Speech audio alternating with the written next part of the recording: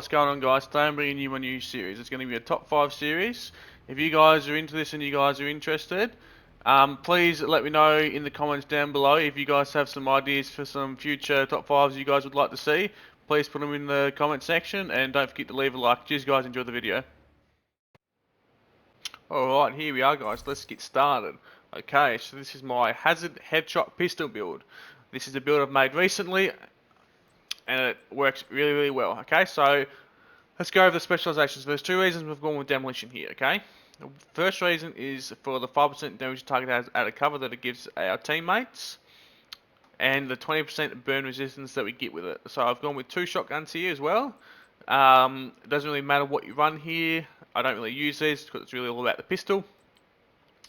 Obviously for the mask we're going for the punch drunk, for the hazard and the headshot. Obviously in the pistol damage. As you'll see, hazard and headshot and everything like I've said before. So we've gone for the hunter killer here with hazard and headshot. Basically the hunter killer will give us 40% amplified damage instead of the 35. Basically that 5% amplified damage will benefit the most from. And obviously 2-piece Seska, obviously for the hazard and headshot. Obviously we're benefiting from the hazard there, so that's why we've got the 2-piece. Now the Soy's knee pads, okay? I feel like the Soy's knee pads are really underrated because it's such a good piece to have on any sort of build, even a DPS build they're good. Basically it'll stop you from getting staggered. No seeker mines, mortar turrets, fire stickies, MP stickies, anything will stagger you. And if you can stand still between each fight, then you'll gain that 30% weapon damage that'll last for 10 seconds. And trust me, that 30% makes a huge difference, especially with this build. Especially when it's only headshots that you're relying on, and if you can get that up, and then you can easily 2-tap people with this build. Obviously for the backpack, we've gone for the Yo. I would obviously like a headshot instead of a crit damage roll there, but it is what it is. This piece is absolutely completely maxed out anyway. I've got the right brand fit and the right talent, so it's good enough for me. Obviously we're going for the Adrenaline Rush because obviously we have the Intimidate. It just goes hand in hand obviously. Obviously we're going for the Big Shield because we're running the pistol, and the Boost Hub just for that additional HAZ protection. I'll just go over the stats really quickly. Okay, so for the pistol we have 193 headshot damage, 25 crit chance, 57 crit damage, which is, we're not really getting our damage from there anyway. Okay, this is where it looks good. So we have the HAZ protection at 80, but with the booster hive we'll be completely immune to everything. We'll be 100% because the booster hive will give us 20%. Bleed resistance, blind death resistance, burn resistance at 100. Disrupt, disorient. I would like 100% disrupt, disorient, resistance here, sorry, can't talk. That way our shield never goes down from EMP, but 90% is good enough that, some of your EMP will go away for literally half a second, then I'll have it back anyway. And, obviously poison and snare, blah blah blah, shock, all 80% because that's what our hazard is. Those are the stats guys, moving on to the next one. Alright, here we go guys with the next build. So this is more of a hybrid build, so we've gone with the FAMAS for a bit of mid-range and obviously Lady Death for close range. So we've gone Firewall, and I'll just go over this once because there's a few builds here with Firewall, but basically we run Firewall obviously for the shield mods and obviously for the medkit.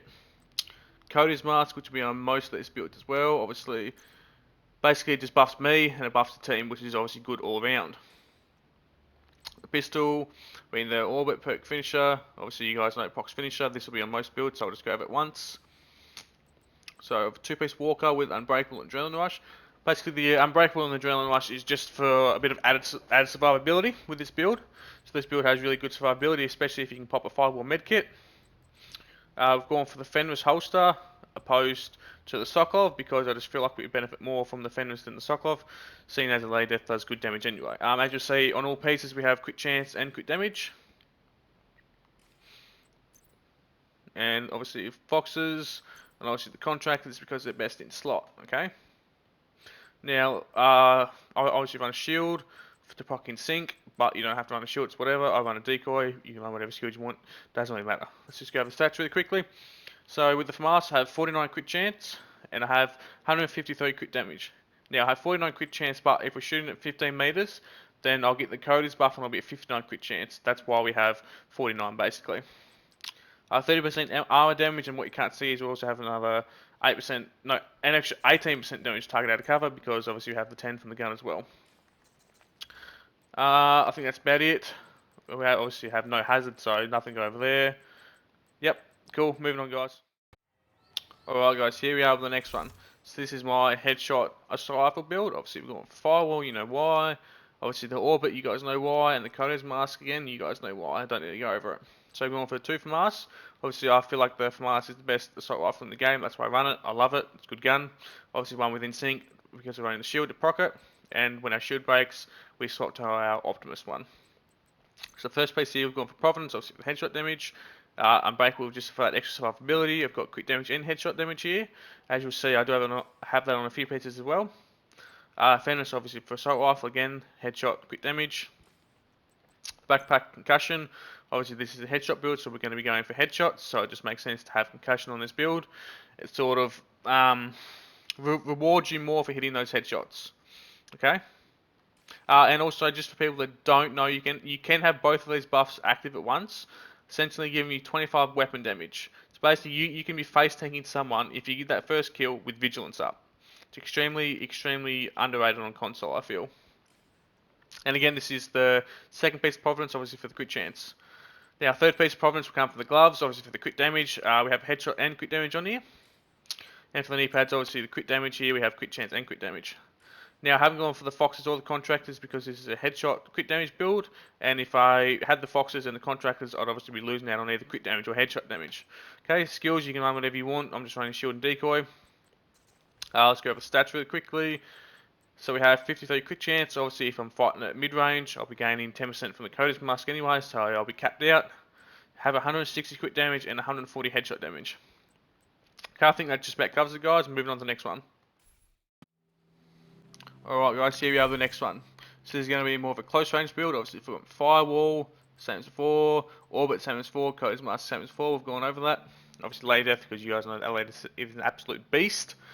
So we've gone for intimidate and adrenaline rush, so this is more of a damage variation of this build. I run mine at 1.7 because I'm normally playing on high ping, so it's just easy to have higher armor. If you're playing on low ping, you can easily get away with 1.3, 1.5, whatever, but 1.7 just works well for me. I've gone for 2-piece Walker, obviously for the damage to armor, that multiplicative damage is just absolutely king.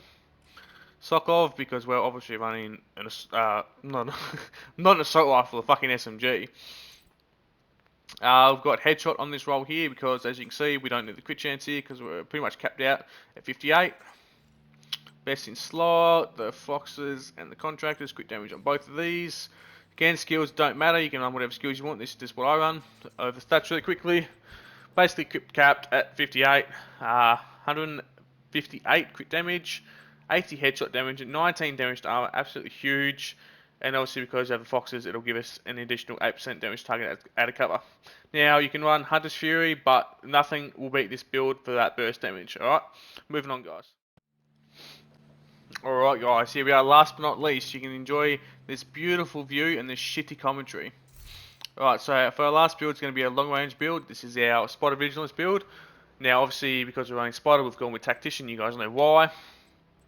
kroniks mask, Orbit, again, the same, you guys know why. Obviously Spotter on the Fenris, every single piece will have quick chance, quick damage. I've gone for an improvised holster here, just for that extra little bit of crit damage.